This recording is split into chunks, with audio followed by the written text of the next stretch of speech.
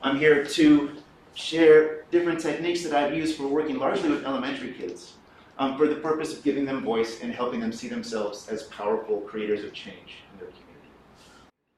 And this is usually how I begin, by talking about places they love and then asking, hey, what if we could put that next to your school?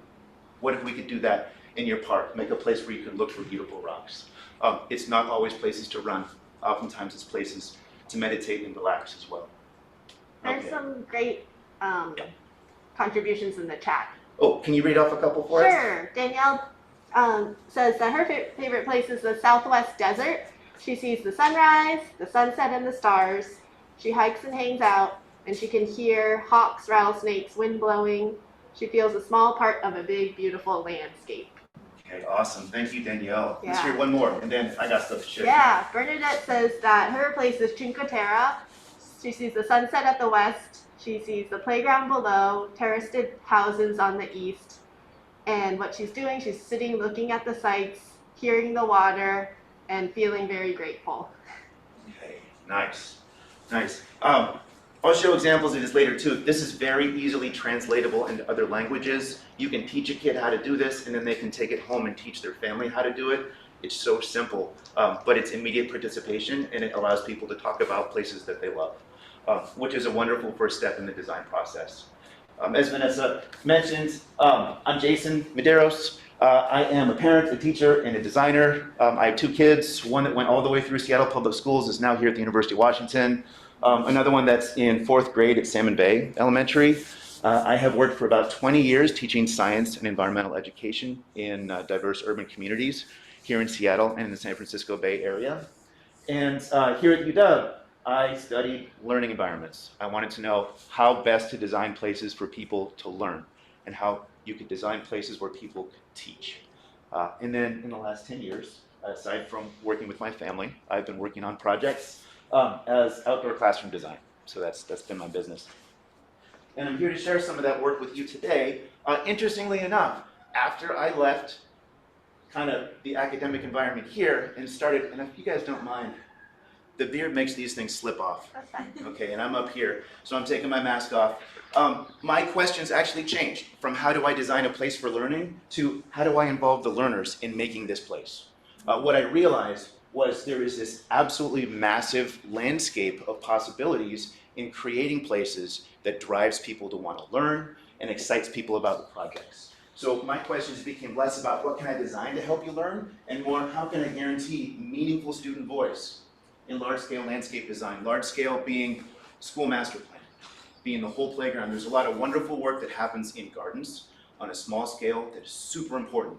But once you get to a big scale, like let's redesign the entire school, okay, it's harder to capture student voice in a way that's really meaningful for them. So that's a challenge that I'm thinking about and trying to take on. And then how best can you leverage these opportunities for academic and lifelong learning? Okay, creating spaces in the public realm has a legacy value.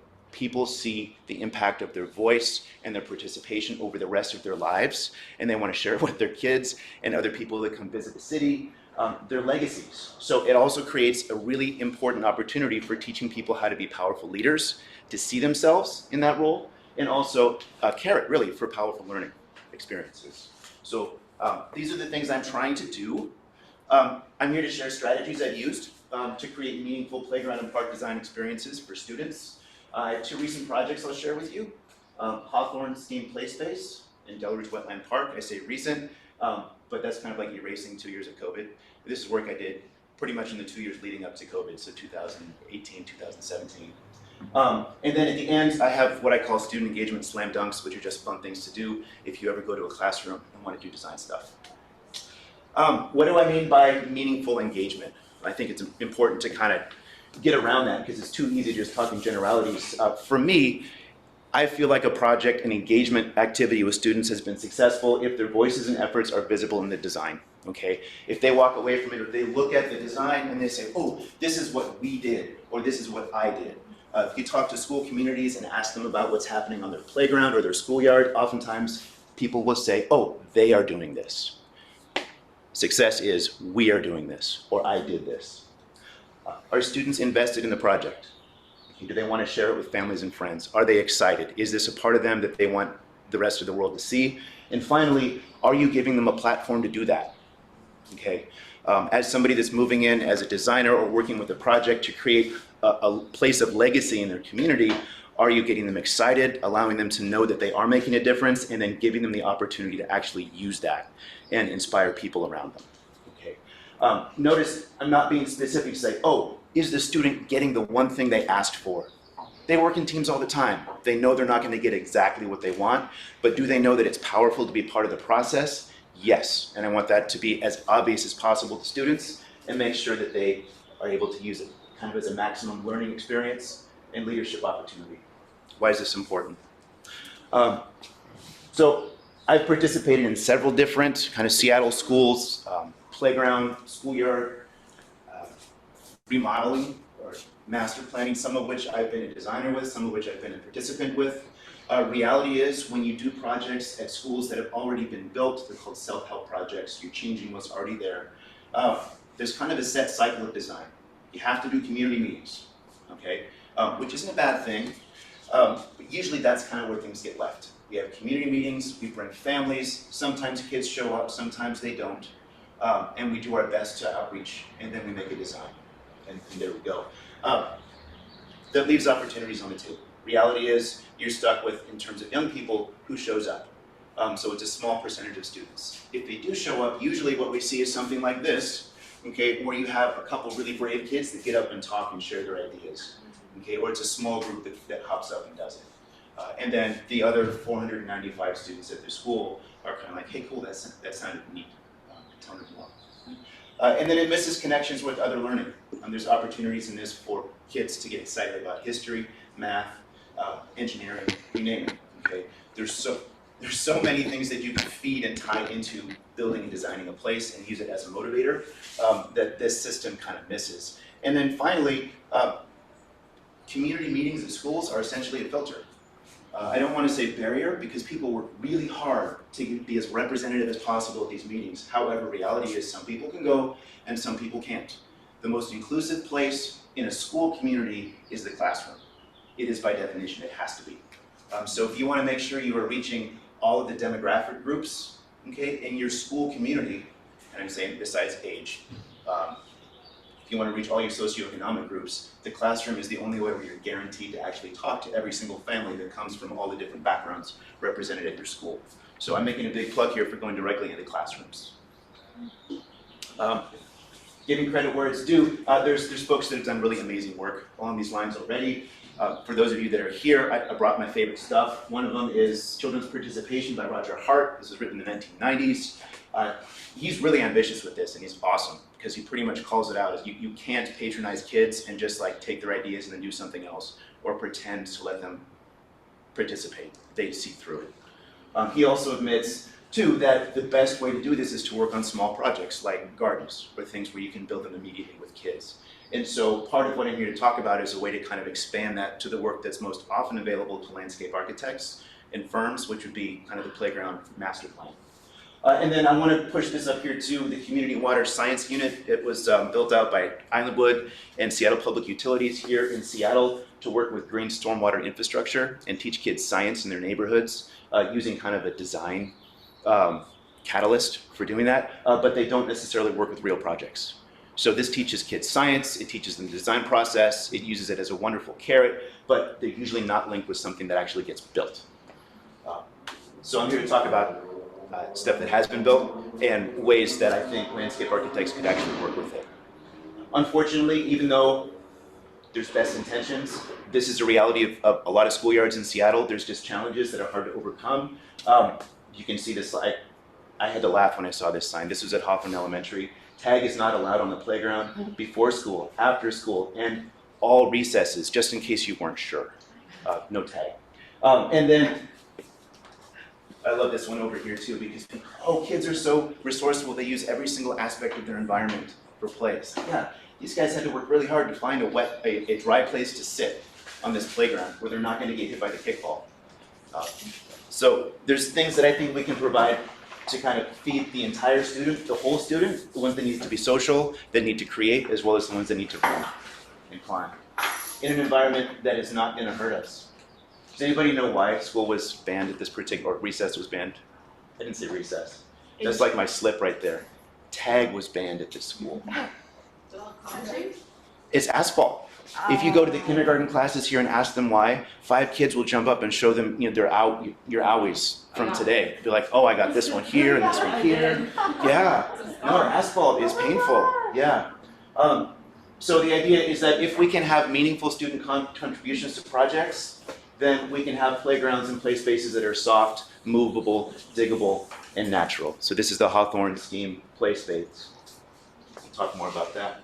If we had meaningful student contributions that involved learning in science, then we have places like the Wetland Park in Delridge, where students are doing real science and sharing it with their parents. This is kind of like a science fair night at the STEM K-8 school, but kids are constantly coming through this park and showing their parents what they did this week or what they're hoping to see next season. Okay. So strategies for designers. Again, I want to try and make this as practical as I can.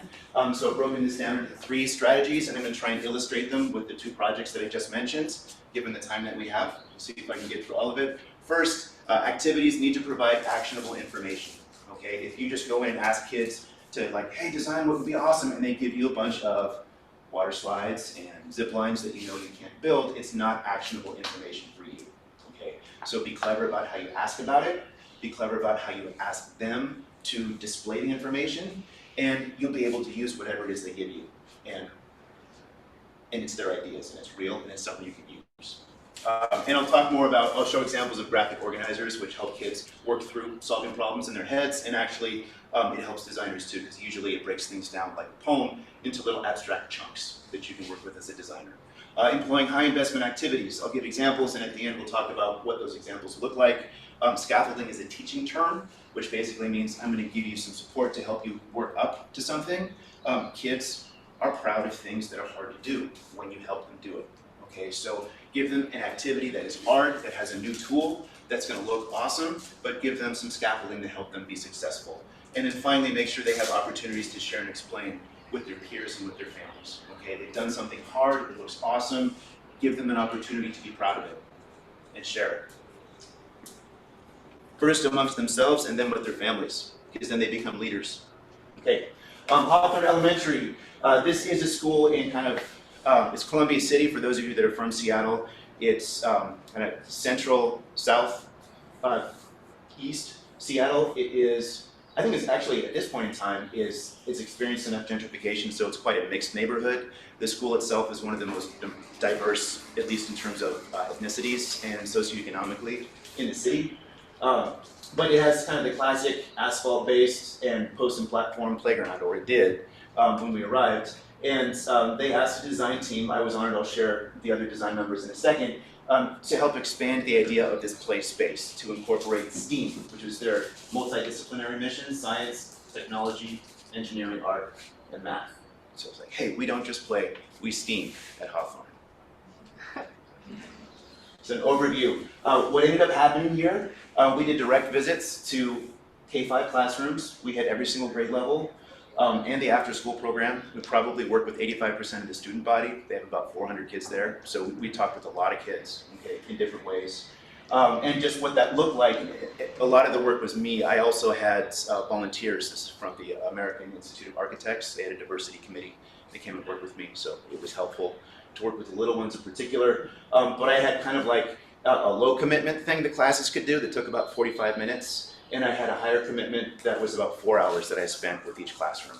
And that's not like 4 hours throughout the whole day. That's broken up over the course of a week or maybe 2 weeks.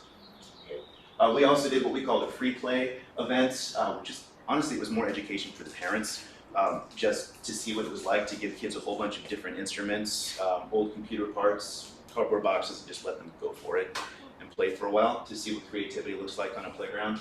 And we held 2 large community meetings because the district requires it. And in this case, we wanted to see how much energy we could generate from student work to get parents to come out and see what's going on and contribute. And so I was a part of the team here with Convene. It's a group that specializes in community-driven process. I don't know if you guys know Eric Higbee. He's an associate professor here who teaches the site planning class now. But that's kind of his baby. Tuddletown Playworks is a group that specializes in free play out of Portland. And then outdoor classroom design, that's me, specializing in working with kids and teachers. Here's where I started with what people know. Okay, so this is a place poem. It's more complicated than the one I asked you guys to do. What I love about this example is that you ask people about their favorite places, and I expect to get like swing sets. I get a mosque. Okay, you get people's bedrooms. You get tree houses in the backyard. You get basketball courts too.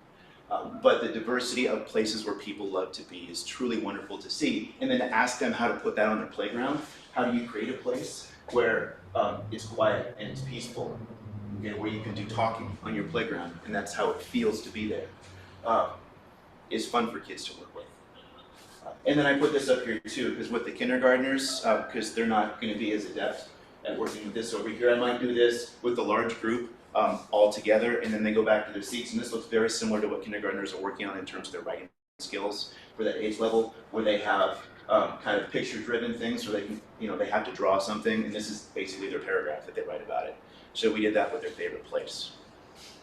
And while they were working on that, we'd pull them out one at a time. I'd take maybe 2 or 3 out in the hallway, and we did paintings. So this is my high investment activity for kindergartners and first graders. We did watercolors based upon their place poems.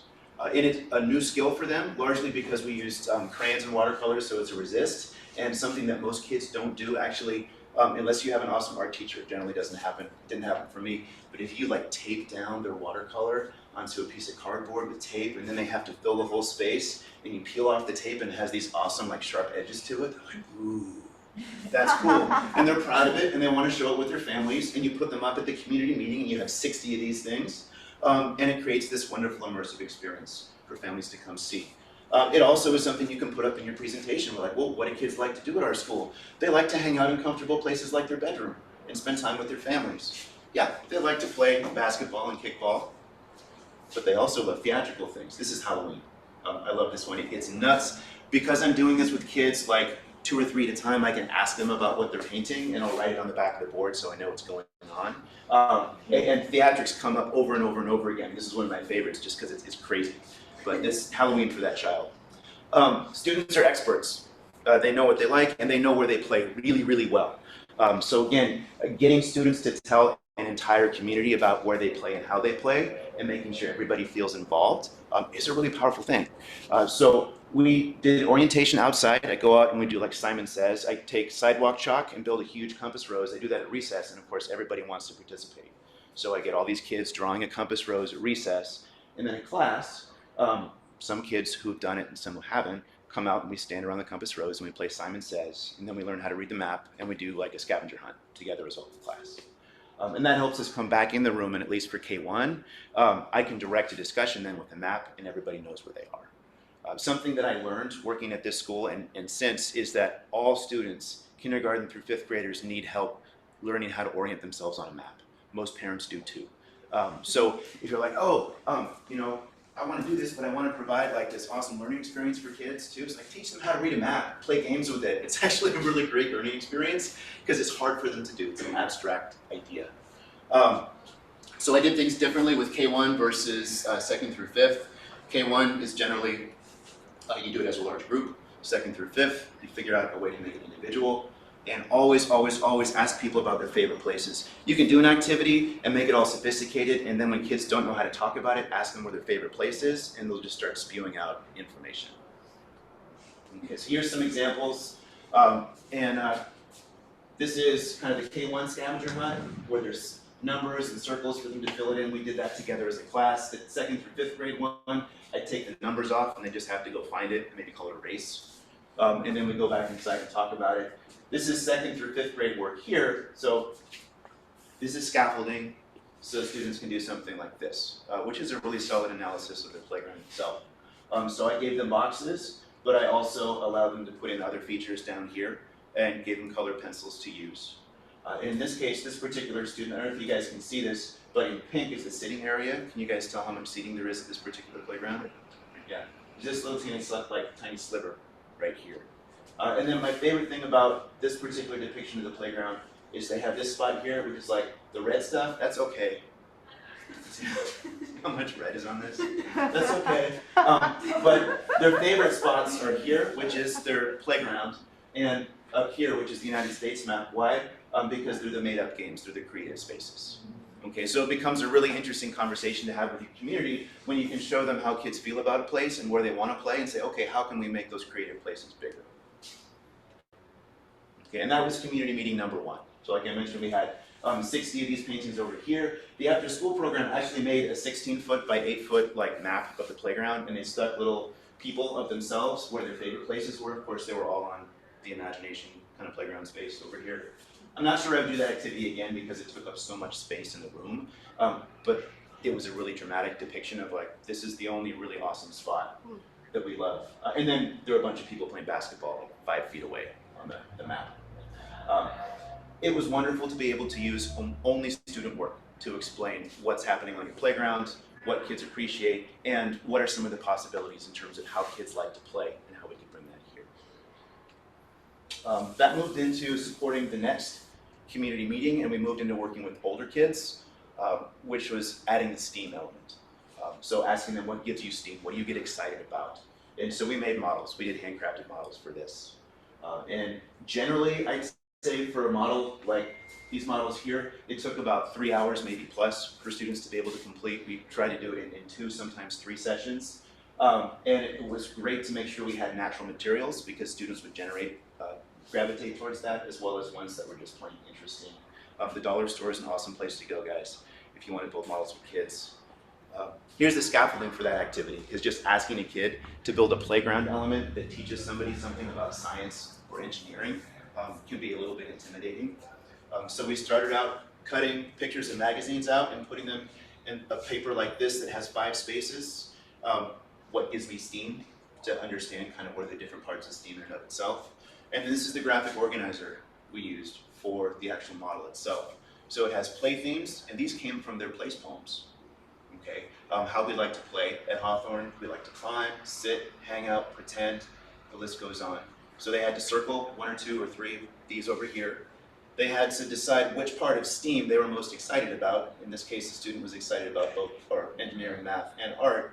And then how we learn STEAM. And this is the teacher in me that came out and made this list over here. Like, okay, these are actions or activities that I know create different types of learning in my classroom. So I made this list over here. And these words are actually also included on this over here when we first did it. But what it allows us to do is for a kid to make a cool model, and this is a very clear one, okay? They're like, oh, my model has a place for people to hang out, for people to sit. It's about planets, this is about science, and you're allowed to observe, and you can actually model something real on this and make it move. So there's our planet spinner over here. And a question that came up in the chat, age group for this? 2nd through 5th. Great. Yeah, 2nd graders were harder, but everybody was able to complete the activity in the time that I mentioned, so about 2 90-minute periods. Excellent. Yeah. And this is why you have kids communicate things in multiple different ways. Maybe you see this model and you're like, wow, this is fascinating. Is it a rocket? What's going on? I made sure kids drew a picture, and you made sure that they have their graphic organizer as well. And so when you're going back and looking through and saying, oh, what sort of themes kept popping up? Or is this something which could potentially inspire an entire piece of this kind of playground master plan? The student's intention, where is it? Oh, math solving with shapes. And you want to be able to climb, hang out, tunnel, and slide. And solving. Okay, so these are pieces I can use as a designer, even though I couldn't figure out what this was at first. But now I can see it because they have a drawing that goes along with it as well. Okay. These are actually some things that you do as somebody who works with kids. You have to push them on, okay, because they'll want to go straight to building. Talk to an art teacher, okay, talk to other teachers that get kids to do more complicated things. Making sure that they have planning steps is good for them, but it's also good for you because you can understand their process and what they're trying to do. Okay. And I had to throw this up there because this was just so much fun too. This project, I had students working individually, but of course they like to help each other out, especially with complicated things they're working on. And then they like to take cool pictures of what they have. A lot of students really embrace the learning aspect of this. They're like, ooh, I'm going to teach people, the metric system by how high you can climb on my fort, my platform. Or I'll show you a picture of it later. One of my favorites was actually a history and art lesson that spins and has a timeline on it that shows people from different time periods on it, called a history spinner.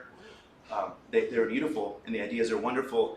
And again, if you want to make teachers happy and feel like you're imparting some sort of massive learning experience with this, celebrating science and technology and engineering is good, but providing a platform for students to have to share and explain to each other is huge.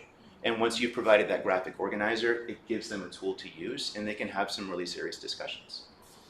It also makes it really easy for them to talk about what their work is with their families and with older people as well, because they have this tool they can use to help explain.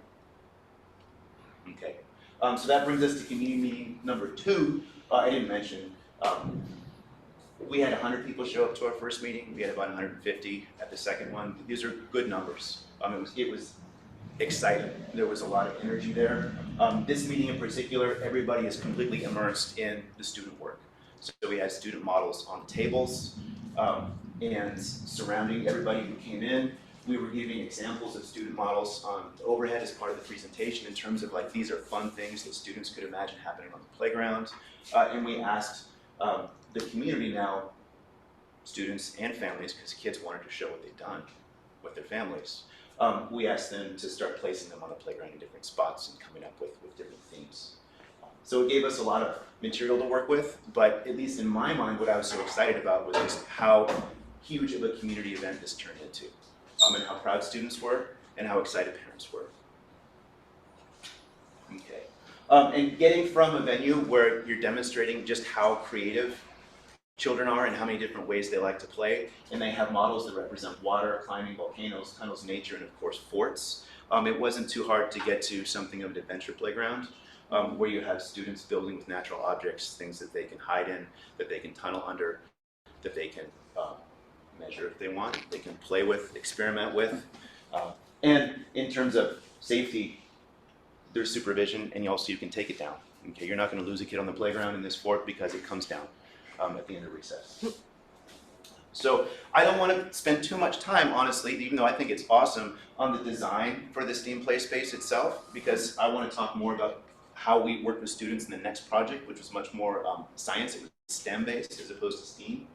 But I just wanted to show pieces of this that really expressed the student work. So emphasis on nature. So before, this is actually, it was all natural, it was grass before, but we now put access through the fence where the gym teachers, on other supervised occasions, kids could go through and enjoy pockets of nature and native plants. We put them dotted in throughout this area here, which we're calling the creative play area, because Seattle Schools doesn't allow us to call it an adventure playground, because that's where people play with fire.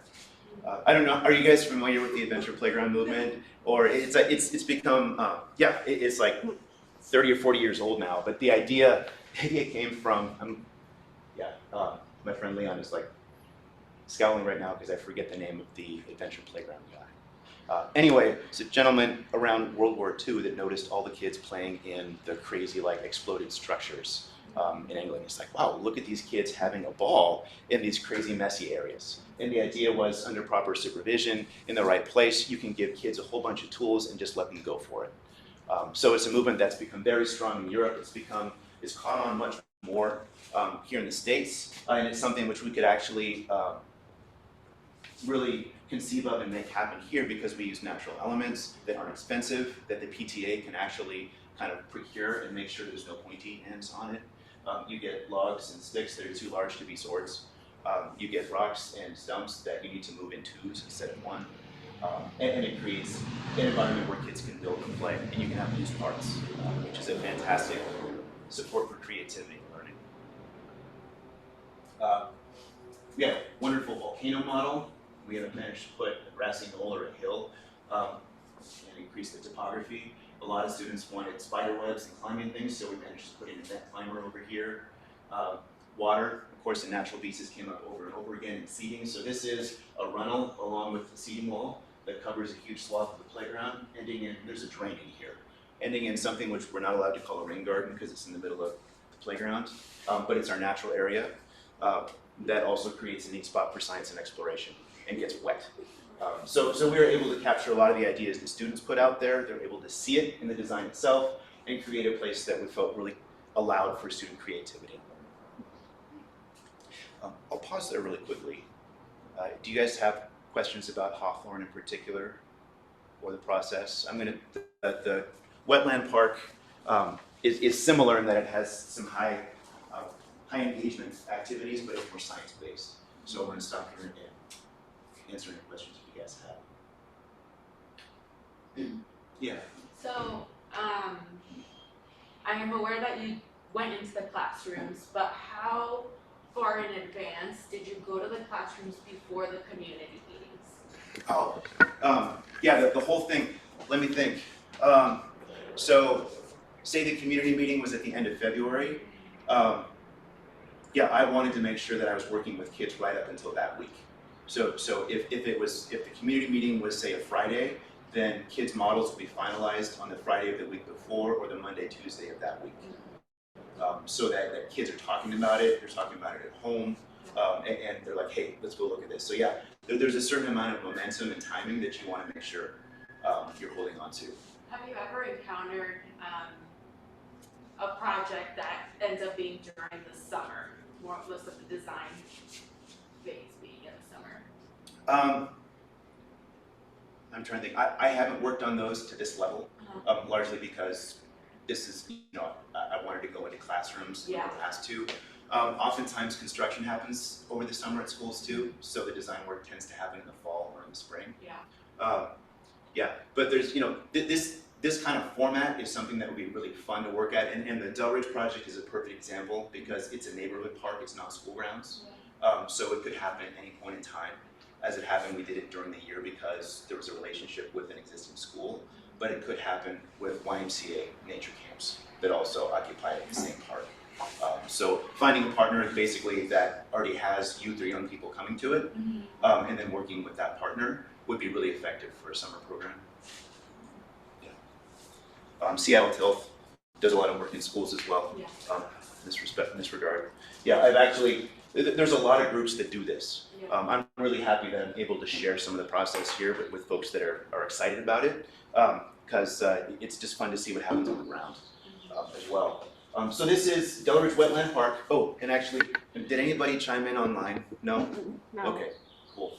This is Delridge Wetland Park. It's an outdoor classroom, an urban food system, and a functioning wetlands, and it's still very much in process.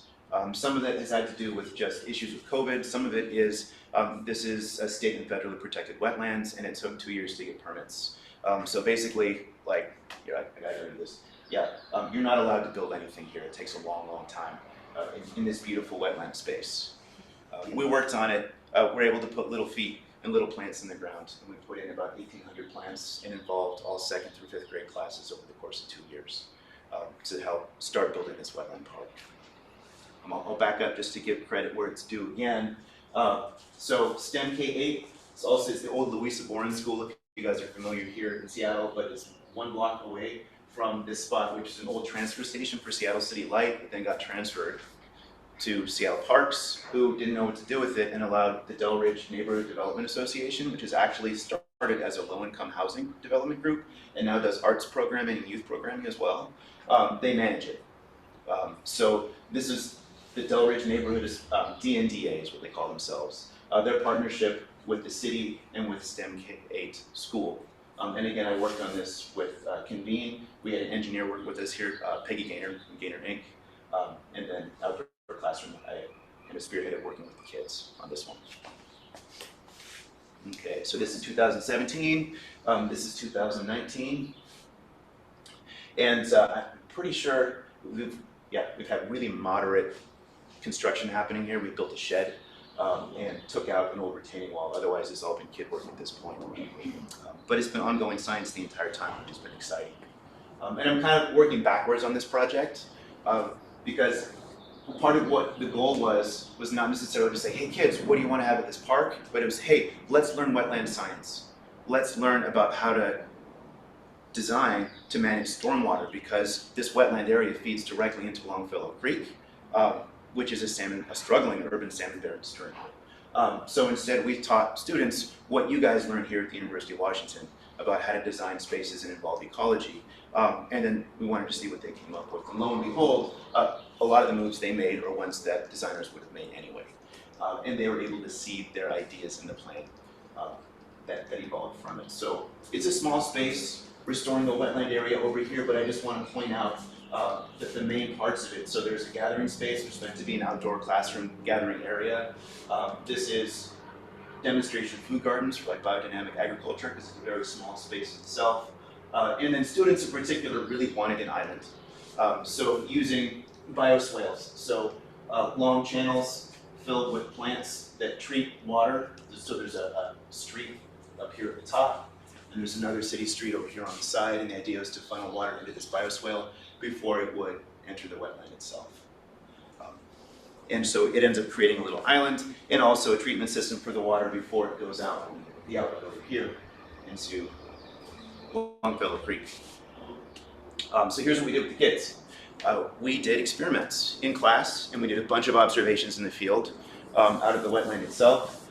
We covered water infiltration and soil texture.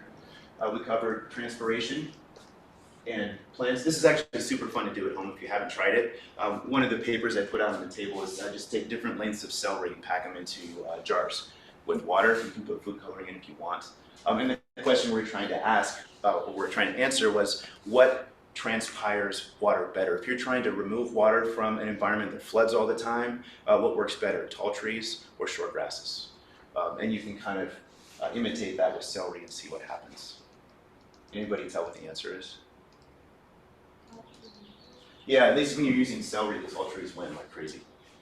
So those are like 2 single 30-centimeter stalks of celery versus these other ones that were packed tight with shorter plants. And then we had them make models again. Going back and looking at it, it would have been awesome if we'd been able to pour water on these models, but we wanted something which they could make and then display. And so we decided to do ones that would stay pretty. But students are using design techniques that you see landscape architects use all the time. So there's weirs here in between, kind of this stepped tier of containment ponds for this student. Here's another model, and these guys emphasize the use of tall trees. Okay, but they added paths and a sinuous water channel here to slow everything down. We worked with, for the original design, it was 3 third-grade classrooms and a 5th-grade classroom, so 120 students. So we had about 60 of these models to display. In this particular school, they call themselves STEM. So they're very project-based already. They have I call it a science fair, they call it project-based learning night that happens at the end of each term. So we kind of funneled our work into their spring project-based learning night. And so students had their work laid out, and again, a graphic organizer, I put one out there for this too, but you can kind of see in this picture here, students had to choose an emphasis. Am I emphasizing slowing and treating water? Am I emphasizing the use of plants? Or am I emphasizing creating spots for viewing habitat? That's what this person was working with over here. And of course, they all had to indicate where their magical place was, which by and large was an island somewhere in the middle of their wetlands. Oh, because I'm trying to keep it real, this was much more time intensive, and it did require more kind of teaching skills in terms of working with science and science experiments, but it was about 5 to 6 hours per classroom, broken up over maybe 2 to 3 weeks. Okay, and here's our project-based learning night. So I don't have as many numbers in terms of people we're able to attract here, because they usually got a good turnout anyway. What was cool was that the school adopted this as their theme for 3rd and 5th grade for their project-based learning. And it's actually something that the relationship has been maintained. And they actually called me back in, and I started doing less design-based work, but more environmental ed with them, still at this particular site for the next 3 years. So here's a functional diagram, and this is something actually I use before students go out and put plants in the wetland. We put up a map like this and talk about the water conditions, and then they actually play a game where I've got stickers that indicate different plant groups that go in water conditions, and they have to figure out where they go. They learn ethnobotany as well and create spaces for people to go harvest different things and explain it to each other. Okay. So there's students out there planting, which we've continued to do every year since. And of course, we're monitoring this ecosystem as well. I've got a few more minutes here. I'm going to do a wrap-up or a review, kind of what made for a high involvement activity, and then be done, unless anybody has a question about this particular project right now. All right, cool. Strategies for designers, review. Activities provide actionable information at every step, okay? Give kids something to fill out, something that breaks down their ideas into abstract notions, so that even if they want their water slide, you can still have something to say, hey, look, I can give you this, and it captures this percentage of what you were really excited about. Here's the history spinner I was talking about, where somebody can spin and pretend and observe and measure time as it spins around. I think she had like Abraham Lincoln on one side, and she had, I believe it was Native American figure on the other. High investment activities. What I kind of went into thinking is like, oh, and this is just from me observing kids working in my classroom, things that students get really attached to, ones that involve personal creativity. Okay, so you can make whatever you want to solve this problem, especially if they're working on their own or with one other partner. Group activities are awesome, but as soon as you start working in a group of 4 people, your personal contribution gets diluted. Maybe you come up with something amazing, but it's less exciting for you. This is just my observation to share with your parents than if you made it by yourself or you made it with one other person. So I wanted to make sure I gave students things that they felt like were theirs or they could really see their hand in, and that would be what they wanted to share with other students and with their parents. Give them a new tool or a new skill. That could even be using like a scale. Or using really awesome pens, like designers and architects do. Using trace paper. Kids get excited about just using something that's new and different. Doing experiments or having them explore something where they actually get to research. But keep in mind, it takes time to develop pride, and you'll also have to be able to help kids feel successful about whatever activity you're asking them to do. Okay? So build that into kind of the time frame of what you're working with. And then finally, giving opportunities to share and explain. It's really powerful to see this happen in a classroom, and it's super excited. If kids know who you are and you're at a community meeting and you've done this, they will run up to you and tell you that their parents are here so they can see the model they made. Like they'll want to let you know that they're showing other people. Okay. Slam dunks, be present. Teachers and students work best with what's directly in front of them. If you are wanting to work with a school and you go talk at a staff meeting, which you should because email is kind of blind, teachers will be like, oh yeah, I said I would do that. When is that happening? I get that from students or from teachers I've worked with for 3 years. Okay, they work with like what's right there in front of them. So show up, remind people if you're in teacher A's room and you're doing something cool and teacher B's room is going out for recess and you happen to be in the hall, introduce yourself to teacher B. Let them know what you're doing. Like develop a like less than 30-second elevator speech, and then teacher B will want to do it too. Okay, and have something in your back pocket that's like, well, I can't spend 4 hours with your class, but I can spend 45 minutes, and this is what I can do. And then bring sidewalk chalk.